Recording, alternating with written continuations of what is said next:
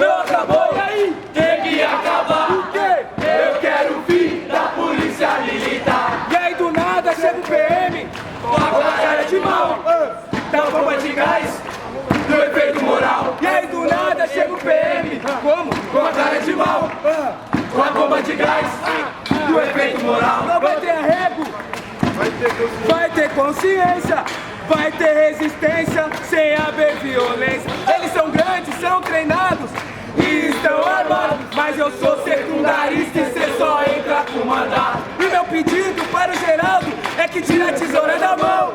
Para de roubar merenda e investe na educação. O meu pedido é para o Geraldo, tire a tesoura da mão. Para de roubar merenda e investe na educação. Novamente, a voz de todos, para os pais e mães que estão em casa e principalmente os trabalhadores, é mais ou menos assim, ó.